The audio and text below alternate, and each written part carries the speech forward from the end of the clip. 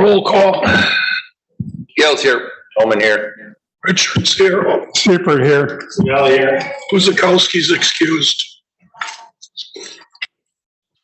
All right, minutes.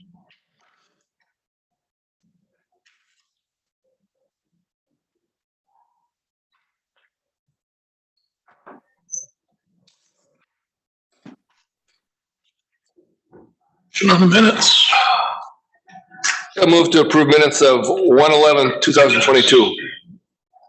Holman will second. Roll call. Gale, aye. Holman, aye. Richard's aye. Sleeper aye.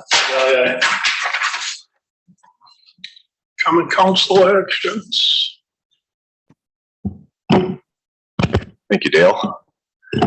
So we have a lot going on, of course, in the city.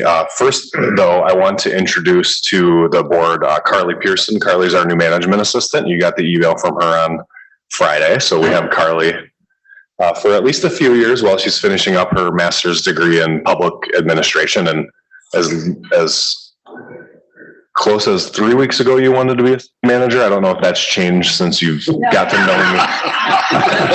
Since you've got to know me, so we welcome Carly on board. And I also want to just take a minute. We have a lot of work anniversaries coming up as it relates to engineering, public works, and utilities as well. So I just wanted to make mention of a few folks here reaching some milestones, and I'll send them a personal note too on the day of. But last Thursday, Andrew Volbrecht, plant operator, celebrated 25 years with the city. I know you're familiar with him probably.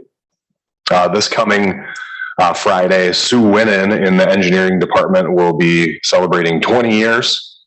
And Greg Price, one of our utility service workers, will be hitting 15 years of service. So those folks, well, and I should also mention, don't see him in the room. Next Friday, Darren will also be celebrating 15 years. So want to do a little better job of acknowledging folks and in the future on those, definitely those milestone work anniversaries. So I wanted you to know we have some milestones this time around. Get them some Purple Hearts. No. In terms of the Common Council agenda items or activities the last month or so, the Common Council did authorize the city staff to move forward and close with 2 strategic pieces of property. I think we've mentioned this to you, this group in the past. We will be closing on the Peter Cooper property, roughly 46 acres on the lakefront. And we will be closing on Oakview Business Park Lot 1, roughly 14 acres, the hard corner of Oakwood and Howell. The city at the end of last year also executed or approved, the council approved an option agreement for the old Giefer farm south of Oakview Lot 1. So with the city's ownership of Lot 1, with the land partnership with the private developer on the 25 acres to the south, we do have a pretty stellar site to work with there. Congratulations. You think? Yeah. How many years has that been? It's been a few years in the making. Peter Cooper just Close on that? no, we close on those properties. The closing is slated for the 18th of February. So we have just a couple weeks yet to prepare some documents and whatnot. So be strategic for the city moving forward to, as we've kind of coined the term here, at least for our purposes of controlling our own destiny, specifically out at the lake. Related to that lakefront property, Doug and his team now are working on an RFP process to engage a consultant. And you were apprised of this in the CIP budgeting for 2022, to engage that consultant to help vision out the lakefront amenity in the public realm of things, how we're connecting Lake Vista to our North Bluff. And, you know, we hope to be really aspirational there, really do some cool things, but we're going to get some help along the way with a consultant. Other than that, we did a lot of utility work, easement work for the Lakeshore Commons project. Lakeshore Commons is currently in the process of digging stormwater and things like that. They're looking to get back to the sewer. I haven't heard this week of whether they had a sewer approval from DNR, so hopefully we can get back on track. But As far as, you know, Matt, the site's active out there? They finished what they could? Yep. Okay. So we'll hopefully get that that DNR sewer approval. Lastly, the Common Council also approved a TIF finance development agreement for the Creekside Crossing project. Creekside Crossing is south of IKEA, and the finance development agreement really related to them being able to be reimbursed for about $10 million of infrastructure that they put in the ground, the vast majority of which was public, dedicated back to the public. The main idea is to really regroup, revision on the balance of property south of IKEA, roughly 20 acres in the city's strategic action plan. We really want to create a vibrant nightlife type entertainment area, really a destination draw there, versus the going thinking of the last several years, which is it would be more of a suburban retail center. I think we know kind of how that's going. So we're really retooling and revisioning that area. And NM, Northwestern Mutual, has engaged a consultant. Staff will participate on that visioning session, which should take us maybe to early June before we have a really good marketable plan for the next iteration of that project there in TID 12.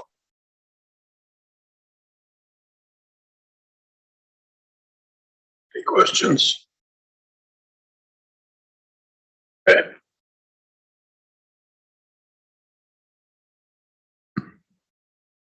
Police department wants to spend money again. All right. Want to talk about it?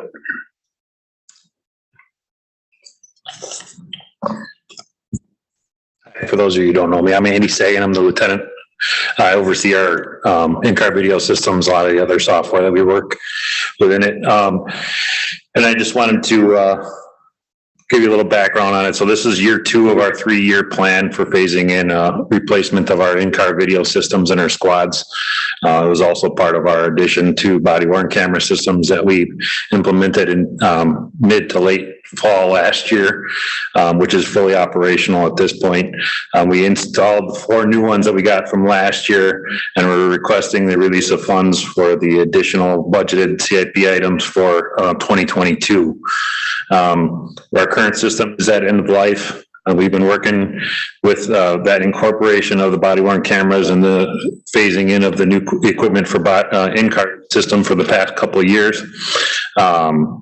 We were able to purchase the 4 in-car systems and 24 body-worn cameras and associated equipment last year with the additional server space as well. This year, we're looking just to replace the 4 in-car video systems. And then next year would be an additional 4 to swap the whole fleet over at that point. The system has changed slightly from what was quoted in the 2022 CIP. Panasonic did release their most current HD in-car camera systems. Current system has integrated many of the additional items that were required for prior systems as like piecemeal. They kind of packed in a little bit differently, which created a little change in the price. There's an increase in price based on some of the different platforms that they added and making it a little easier to install for our installers. So that increase is going to be $820 over what was budgeted in the 2022 CIP, which took it from $19,176 to $19,996. While you're on that, did that get resolved on being able to get the additional monies? Yes, so our chief has been working with the finance department and where that's going to be made up in the budgeting process. So that is going to be made up through undesignated capital improvement funds balances, as well as it's going to be increased for our request for 2023 so that it'll be more accurate, so we won't have to come back. There was a couple different pieces of equipment that our rep had quoted us and told us that we didn't need with this last set. And after the fact, after we installed them and had them put in, he realized that we did need these extra antenna groups that we needed to have them work. And he comped those for us for this current year. So at no additional cost on his part because he screwed it up as far as admitted fault, as far as not giving us an accurate quote on it. But this one came in accurate. So, they're going to make sure they get their money this time. So Yeah, because it seems like every time we see this, the price has changed. So I wanted to beat you guys up over that. But then by the same token, this is a state bid, so we don't have a lot of latitude. Right, yeah, and we don't really have a whole lot of other options either. The current ones that we have in our squads are well over 10 years old, and we're just basically limping them along as they go. They have a really small amount of storage space. The quality of them that it captures is real grainy and really poor video quality that's captured when we do have them. And the new ones that we've implemented, it's so nice. They're so clean, they're so clear, and they're so much easier to use for the officers, especially with the body-worn camera integration, because once something triggers everything and the cameras all work, we can have multiple officers with the different cameras in the same squad, and link them all together a lot easier through the new systems. It's got any concerns? Andy, do we, with these body worn cameras, do we work with other departments on operation of these, or do we handle that internally? Or? So when we did the research on them, we brought in multiple vendors and did testing and evaluation over a 4-year period, including updating to see what the latest technology was as we continued on the process, because it took us a little time to make sure that we had everything funded properly the way we needed to with a plan in place. As far as price, costs, evaluation, that stuff was put in, and this is one of the most bang for your buck options out there. It's a system we're familiar with because we use Panasonic since we went to that model for at least 10 years. The platform is very proven, as well as the company itself with its support. What we found with a lot of the other systems that were coming out was some of their models might have had a few more bells and whistles, but when it came to after support and needing to get stuff when things didn't work, a lot of the agencies that I've spoke with really ran into problems with that, especially ones that smaller and that were bought out by bigger companies that didn't know the technology that was there because they bought the technology instead of creating it from their internal people. This technology that's out there, we researched with all the other area communities to see who was using it. Greenfield was in particular very helpful with us because we were able to use a lot of the research that they had done with how it was implemented within their system already, because they were using the model prior to the one that we went to. And so our sergeants that help with the program are connected really well with their people who are in charge of it. And we ran a lot of the what ifs and pros and cons to all the different systems in there. If we run into something new that we haven't before, we have them all as a resource to reach out to.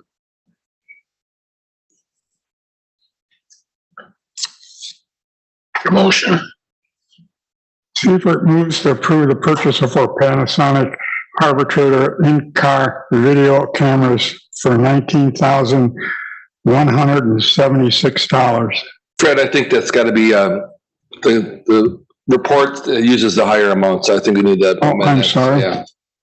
900. The agenda's off, got a typo, so. Thanks, Ken.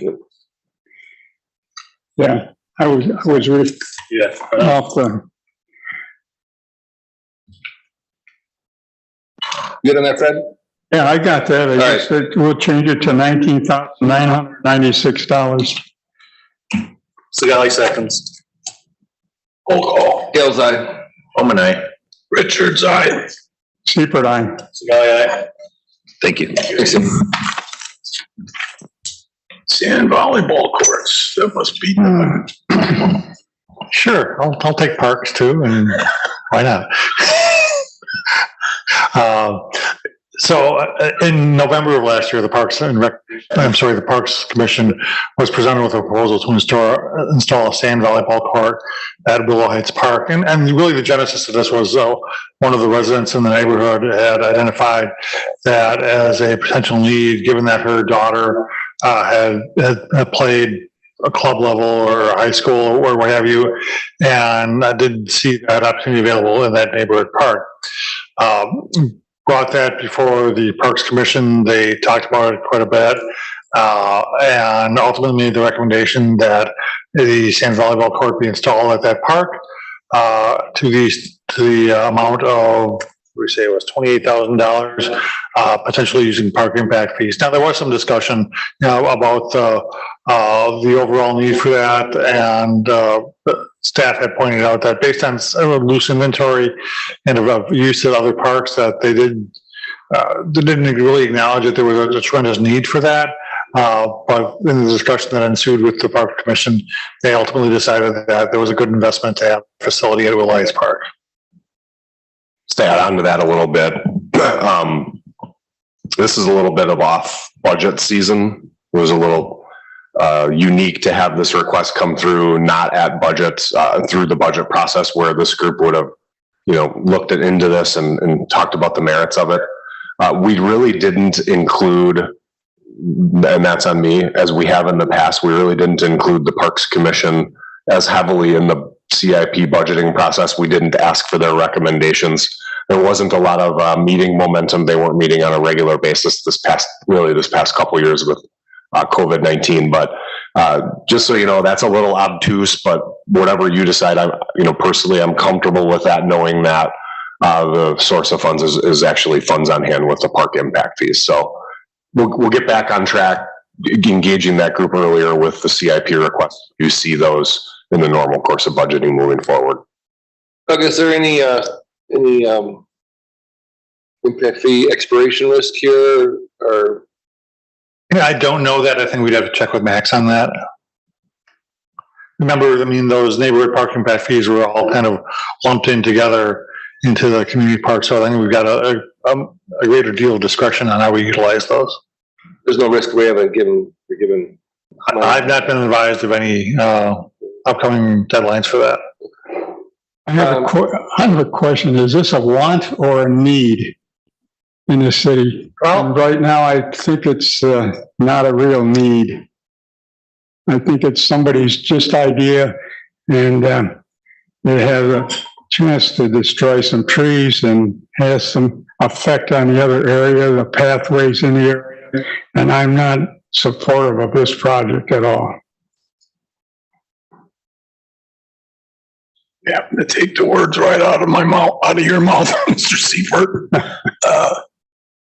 Isn't there a volleyball court there now?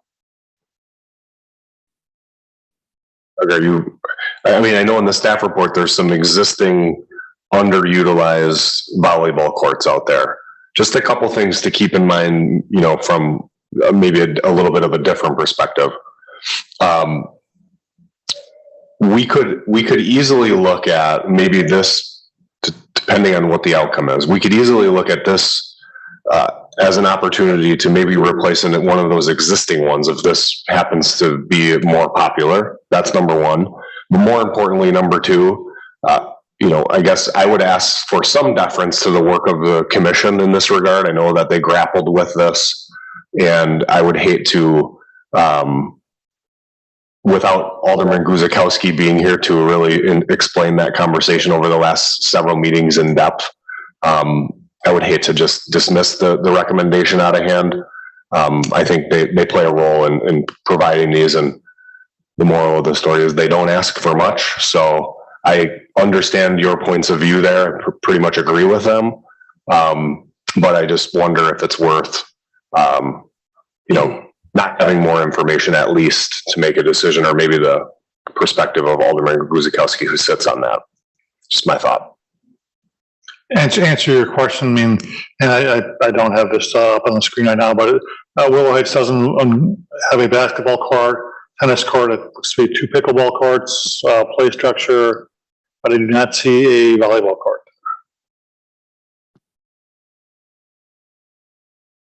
So I'm still waiting for any kind of court in my neighborhood. So I guess that's where the priorities are. I think you need something to do on Saturday afternoon somewhere there? Close late or what? I'm tired of seeing the kids playing in the street in my neighborhood, and I've been waiting. Is there an open lot in your neighborhood? Now it's all full up. Yeah. Okay, why don't we hold this over then? Any objections to holding this over? I think that's the appropriate move, is to hold it and maybe get a little better perspective on maybe minutes or conversations in the, Okay, so. Oh, you want a motion on that, Dale? I'm just wrong with it. Number I think 7, we'll have to move the hold. okay, Date certain. go ahead. Doug, any feel for what the next, our next meeting would be? We'll actually be having a Parks Commission meeting. No, this body. What day is that? I don't. The 9th of March? 8th of March. 8th. Sure, we're going fine. Great. All right, Gail will move to hold item number 6 until March 8th, 2022. Almost a second. All in favor? Aye. Aye. All opposed? Motion passed. Sorry, then we should have done my name. Thank you. Number 7, So this project is to award Cedar Corporation the design services for the Fifth and American Sanitary Sewer Rehab Project. On here, it's a bit of a hybrid project in that we're expanding the sewer from 8-inch to 10-inch, and then from 10-inch to 15-inch in those sections. But also because we're working in the area of that railroad bridge or underpass, we want to look at the water main down there as well. If we can work with the railroad, reasonable requirements and reasonable time frame, we'd like to replace that water main as well under that section, so we don't have to go in that area again. That's 8-inch water. 5 RFPs were sent out, and this says Grave. It's Cedar Corp is the one that is going to be doing this work.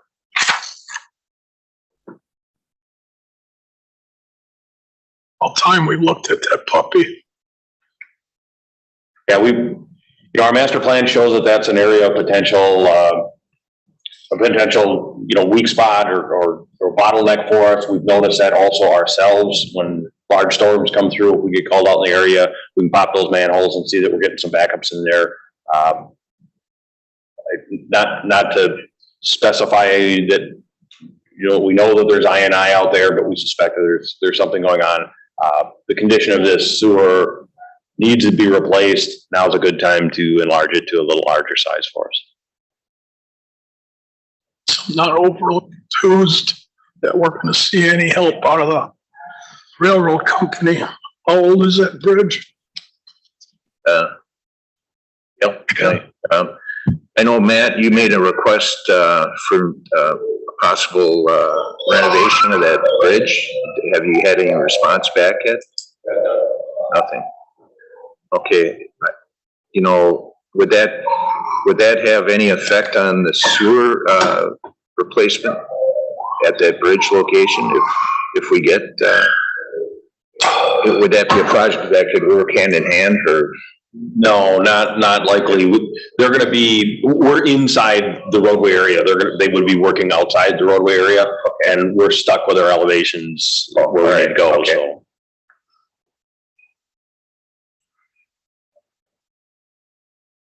Anything? Good luck.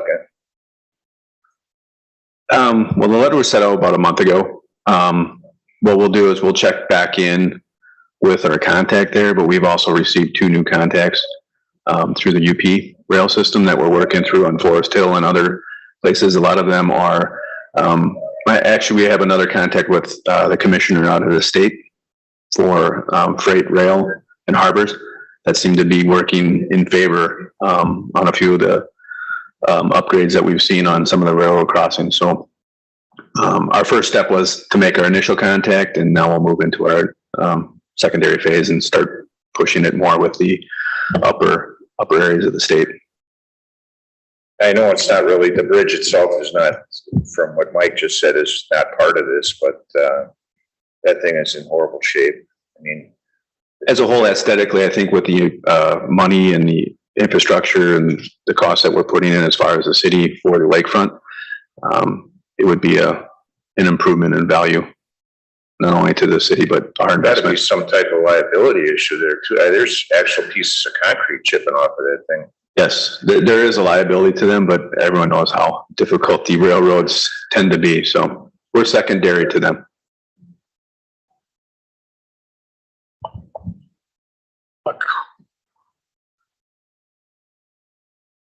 Other concerns on this one? Like in the past, didn't we get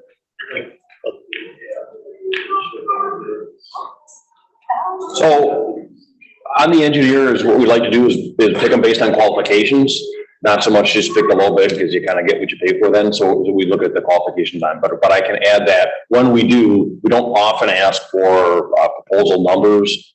In this case, we did. I can have that added. Yes. Mike, when would you start this project? We'll start the design immediately. As far as when we can get the work done, that kind of depends on the railroad permitting and that. Often we say about a year to get a permit for there. So I think it could be a while before we actually start construction. All right. Bring Bob up to snuff, or maybe it wouldn't be a bad idea just to review with the commission, how we go about, putting together our bids based on qualifications and a review committee. Okay. So they're ranked.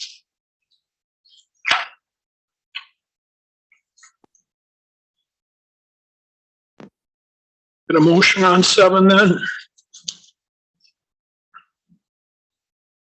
Gail will move to enter into contract with Cedar Corp for the design and soil borings for Fifth Avenue and American Avenue sanitary sewer relay in the amount not to exceed $44,900. Clifford seconds. Roll call. Gale's aye. Owen, aye. Richard's aye. Sleaford aye.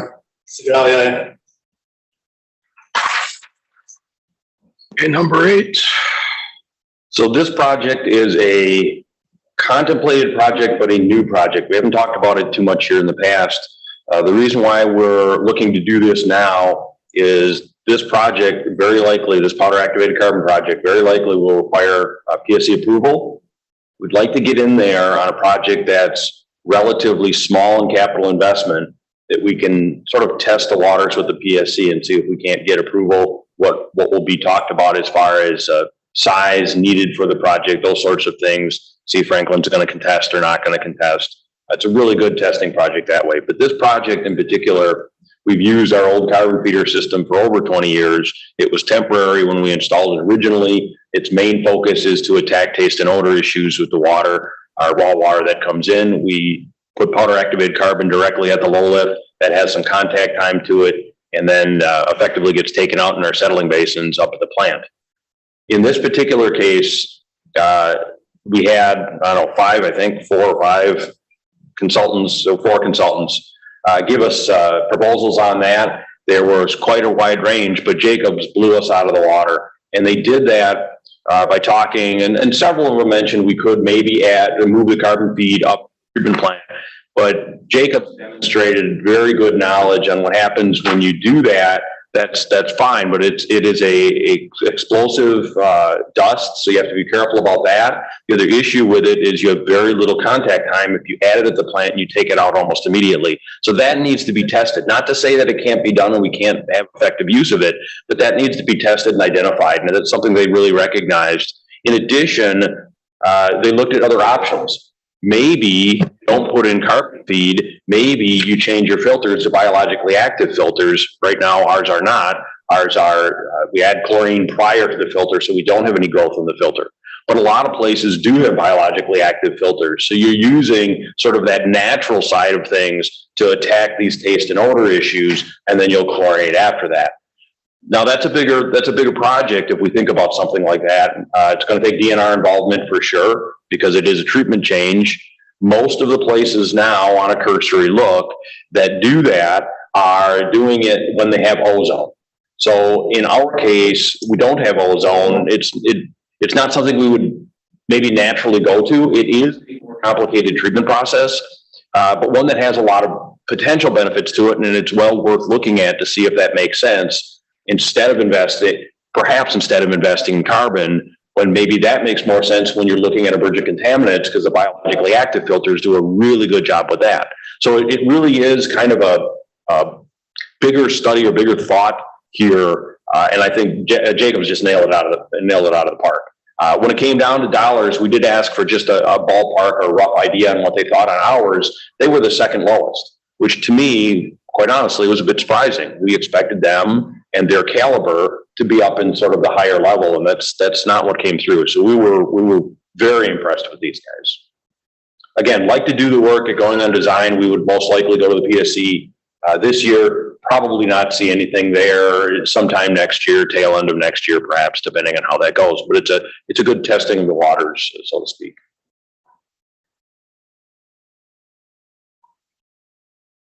Concerns? On the note of. Oh, so this would be an amendment to the capital budget. Thank you. I had a question, Mike. Sorry, I didn't. You said something earlier. I didn't realize the activated carbon. You said it's an explosive compound. Yes. Yeah. Dust is explosive. So we currently we have mitigation, obviously, or something to do with that, or what? What we have is we have it handled outside, and so we're minimizing our exposure to that. But the reality is, we've got these 900-pound super sacks that every couple of days the guys have to come out there and put a new bag on. They're exposed to that dust. I honestly was more worried about it from a inhalation problem than an explosive problem initially. It's something that our guys, if it doesn't go quite right, and we've had lots and lots of problems with ordering or getting the correct bags for our system, the necks aren't quite long enough. And this stuff is like toner. So if you don't get that quite on right, or it doesn't sit right, this black powder is everywhere. This happens at the low lift? This happened at the low lift, yeah. One of the other concerns with putting a permanent tower down there is the wave action. We get a lot of icing from year to year. If we put this on the east end of the building, which is, you want to put it as close to the feed point as you can, you put it there, we've got concerns with what happens if we get a lot of icing action there. Do we need to build some sort of a wall or a block to prevent that from happening? So there's a lot of design considerations with any of this. This system, is it prone to failure? Is it very consistent? It's been fairly consistent. Can you operate the plant without it? Oh yes, absolutely, yes. Absolutely. Yeah, this is not, there's no kind of a regulatory component to this. This is more summertime usage? Yes, we do this when the lake temperature turns over. So we're putting this in service usually in June, first part of June, and we'll run it traditionally until the lake temperature drops off again. In the past, that's been before it started to freeze outside. Nowadays, it's after freezing. So we've got an exposed feed water system that's outside. We have to take the tower down when it comes close to freezing time. So not a fantastic setup. So they're going to look at the way you described it. If I took it right, they're going to look at all these options, not just this activated carbon. Correct. Correct. And then that we can accommodate that thought process into what we were pondering for plant renovation. Yes. Yes, this would be all prior to any other work that would be done to the plant. Having said that, there is the DNR can trigger you bringing anything of the treatment plant process up to current code if you're doing major work at that facility. So we think about things like the CT tank, and that could be ordered to be done upon, without having approval for anything else. So if we work at the low lift, most likely not the case. If you work at the plant, there's a stronger likelihood that there could be an order there.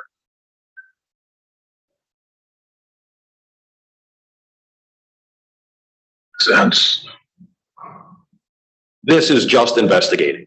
So this is just doing the study and the design. This is not approving a project or anything like that. That's something that we'd have to see what they come back with and then have another discussion. Have you any thought? Just an idea, Mike, what would something like that cost for a system to improve?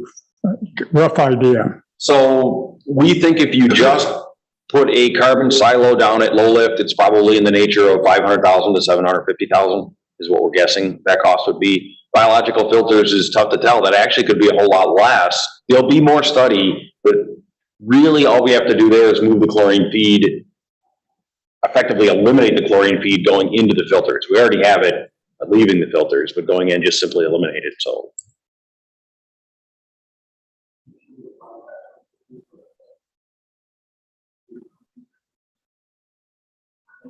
that's a great question. So there are some plants that do it seasonally. That's not something I'd be interested in, but I definitely want to learn more about it. Exactly, yeah. The other problem we have is our backwashing system now is a chlorinated backwash. We can convert, or there have been ideas to convert the backwash tower into a non-chlorinated, so it would be could be biologically active. The problem with that though is currently we take that backwash tower down every winter and then all we have is a chlorinated source. So all of our backwashing, yes, is gonna completely upset those filters. So it's something that needs to be thought through.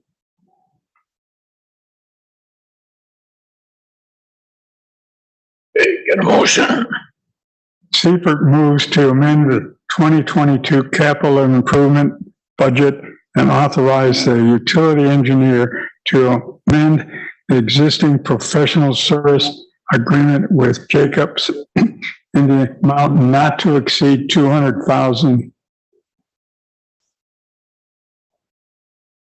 Second. Roll call. Gale's aye. Holman, aye. Richards, aye. Seifert, aye. Number 9. This is a final payment for Lowlift Drive maintenance project. They just completed the last little bit of that. I think the total is $43,690 to complete that out. Motion. Bill move to approve the final payment for Lowlift Drive maintenance project to CW Papur on the amount of $43,690.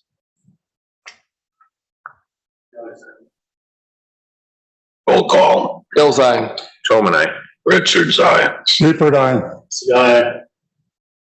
Okay. Vouchers.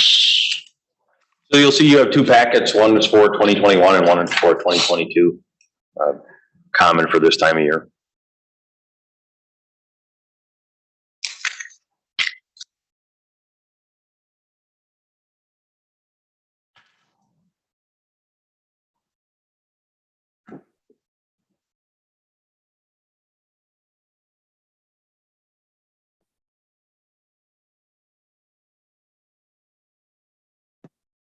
Mike, if we look at page 3 of the invoices,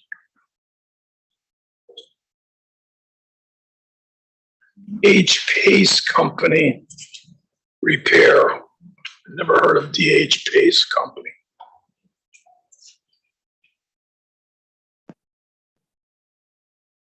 That was a repair down at the treatment plant. It was one of the feed pumps that needed some work.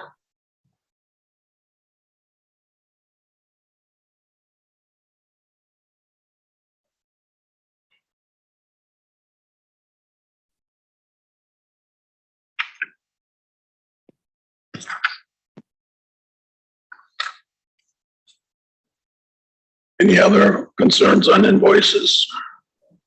It's good. Invoices. Bill move to approve the utility vouchers for payment in the amount of $542,525.47, impacting 2021 and 22 as noted. A second. Seifert seconds.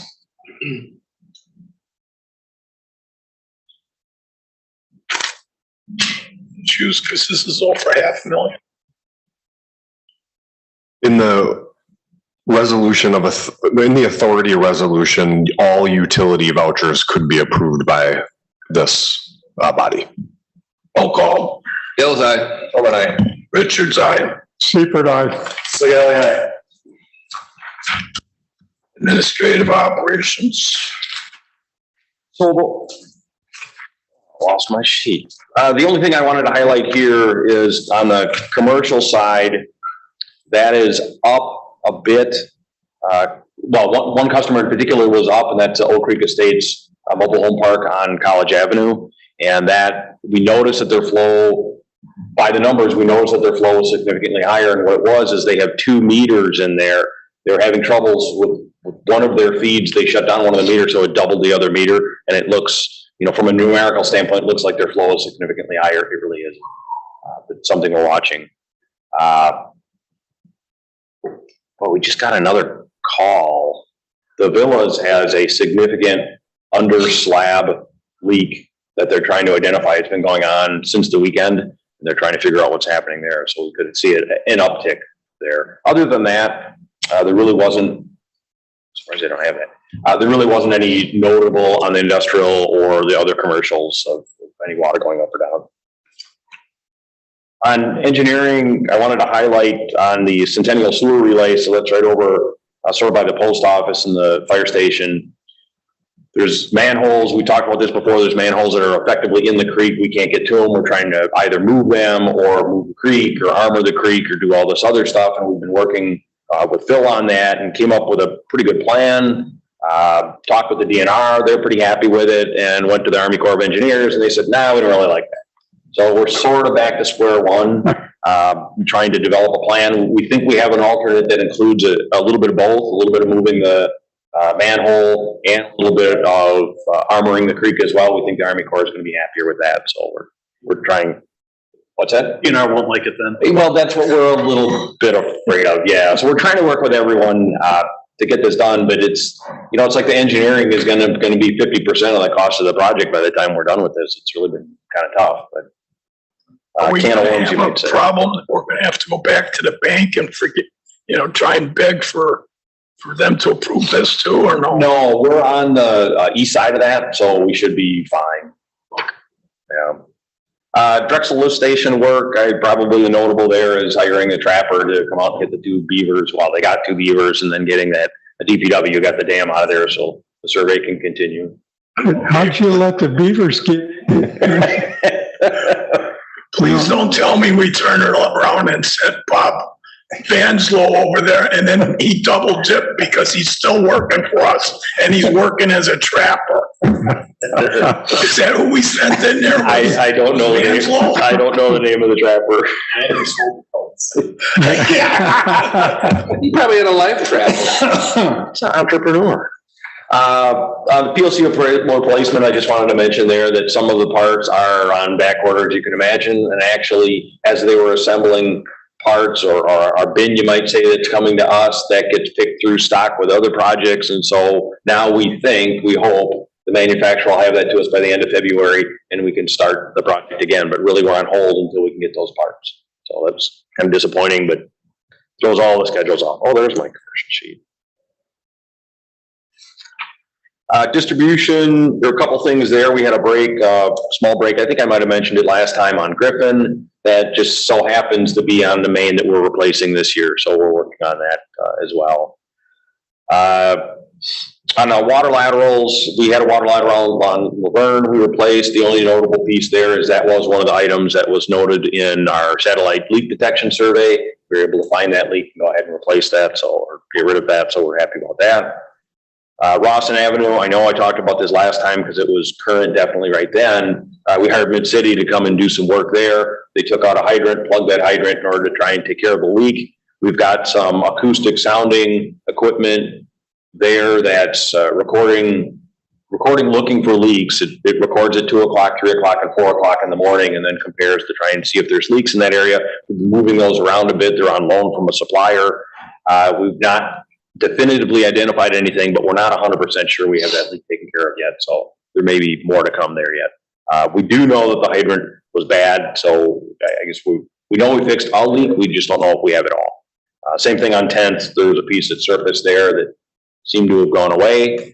That happens occasionally in the wintertime. You get some freeze-thaw cycles, or you get that frost going down a little bit, and any water, drainage water, groundwater gets diverted, can show up as a water main leak. The problem in this case is the fluoride content is the same fluoride content that the plant is putting out, which you'd like to say then means that it's our water, except Oak Creek, there are spots that we have high natural fluoride. So we don't know that that's the case on this one.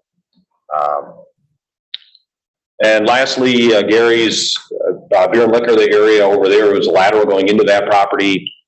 The saddle on that was a 1968, I believe. That saddle was leaking in its joint. So when we dug down and saw it, we saw it fairly soon. And now it's a matter of getting parts and a plan, and got a great plan to fix it. We just couldn't find any parts. So when the parts finally showed up, the guys went out there on a Saturday and got that taken care of. Not too disturbing to anything out there, but hopefully now that area is done and we should have it settled. It's temporarily patched. It'll have to be permanently patched in the spring. Plant operations. We are doing electrical and gas study, and I don't have the acronym for the energy unit that's funding this. Well, it's Department of Energy that's funding it, but the unit that's handling this at UWM. But we had a meeting yesterday with a couple of professors and a number of students and some people from the energies to try and see if there's any optimization opportunities down at the plant. They're looking at all utilities, but really electrical utility is the biggest one. We think there may be some maybe some opportunities on the demand charges. The on-peak, off-peak, we've got that kind of dialed in. We're a third on-peak and 2/3 off-peak. We're doing about the best we can there. It's how can we handle, is there anything we can do with demand charges that might lower that a little bit? But demand charges are 29% of the electric bill, so it's significant. Worthwhile. Free study. Oh, he doesn't have the title. Free study in here, so we're happy to participate in that. Sorry, what was that 29% figure? Well, 29% is the demand charges that we pay on our energy bill. So we'll pay on peak, off peak, and demand charges. The demand charges are 29%. And from the cursory look at it, I don't know that there's a whole lot we can do there. You're going to have to turn loads on and off, and that sets your kind of limit for the month. I don't know that we can do too much, but if we can, we're certainly going to try. Average electric bill at the plant is about $40,000 a month. So it's worth looking to see if there's something there. Realize that UWM's got a new engineering department there, energy. Yeah, it was right. You were surprised. And then I think the last statement was safety protocols put in place. You know, is that something that we've bounced off and bounced back on, or what? Yes. Yeah, in a word, yes.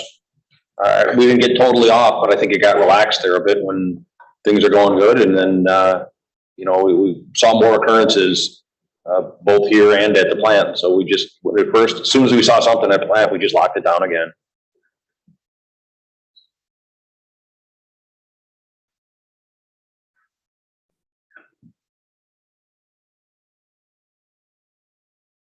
Anything to say for yourself, sir?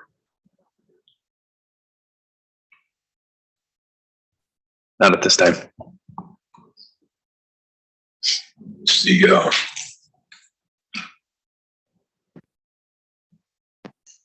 an effort to prevent potential flooding of residential properties in the future, we will be proactively addressing some obstructions in the Oak Creek Waterway by clearing fallen trees and overgrown brush along some of the county-owned lands within the city. And then a permit was obtained through the county to complete this work. My only words of wit and wisdom there, gentlemen, is be careful where you tread, because it's been a natural tendency over the last several years that the county has not done their job, their due diligence on taking care of what they should be taking care of. And many times we have taken a fallback position of going out there and doing it for them. So this isn't something new. We've been doing this on and off at different times. And unfortunately, we end up owning it.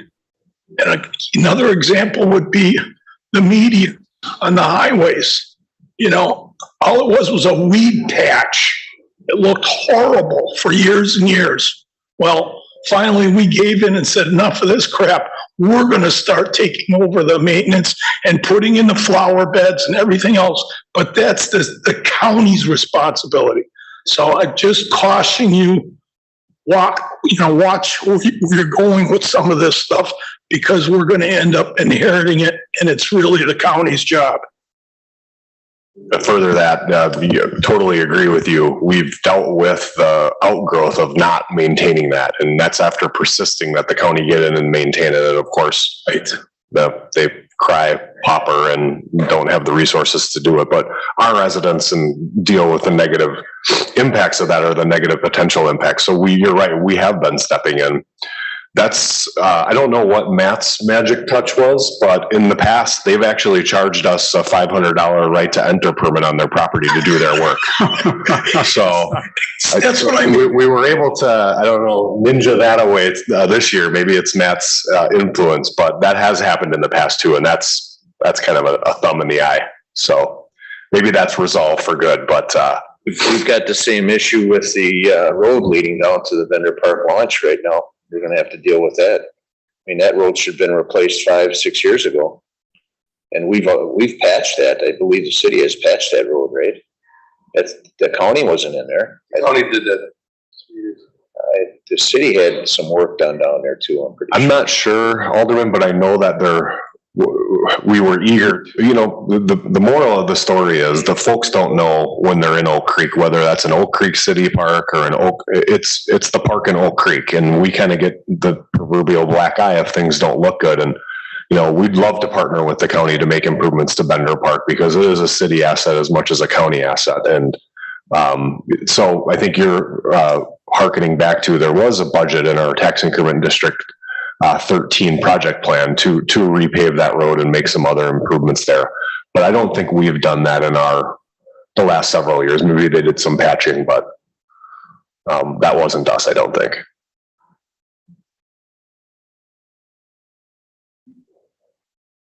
You have any leverage on that, getting that fixed with it? I believe you brought up the point of the easement that we're going after on the south end of the park. Yeah, and Matt certainly can, I guess, Matt Sullivan, we have to be very clear. We have a lot of Matts and Mikes. Matt can chime in, but yes, we are working through a process, and I think this group is aware. Looking at a more traditional single-family subdivision to the south of our lakefront proper, really to the south of Bender Park, it takes a deep sewer to get there. So we are hopeful that a partnership can be struck with the county on, an easement in exchange for cooperation and other things that we want to do in that area. The Oak Leaf Trail extension is one of them. Some of the improvements at Bender being another. Really, again, just to tie into, the lakefront is the lakefront when you're the Joe public that's going down there, and certainly it's good and bad depending on the state of the condition. So. I got a call last night from the head of the Great Lakes Fishing Club, and the several clubs in the area are joining together, and they want to file a lawsuit with the county if this dredging doesn't get done down there. So we're going to see how fast that comes to fruition, because that launch needs to be opened, and the county, if they're going to drag their feet, these fishing clubs are ready to sue the county. They've already hired attorneys to look into it. So that's where that's at, just so you know what's going on down there. I see another note in there about starting to patch potholes next month. Are we going to be doing that with our new equipment?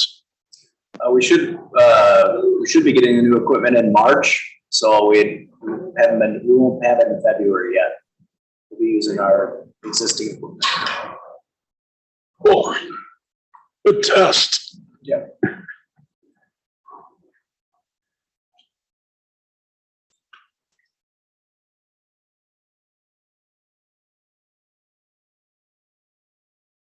Bipartisan infrastructure law funding was recently announced, and we will be submitting projects for this funding as deadlines are announced.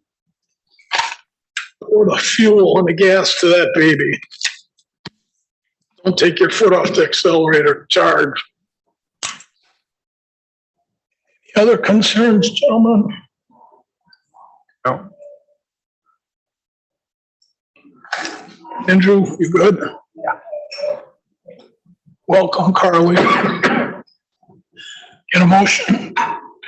Sigali moves to adjourn. Seifert seconds. Roll call. Dale's aye. Holman aye. Richards, aye. Seifert, aye. Behave, you guys. Andrew. Yeah. Next month.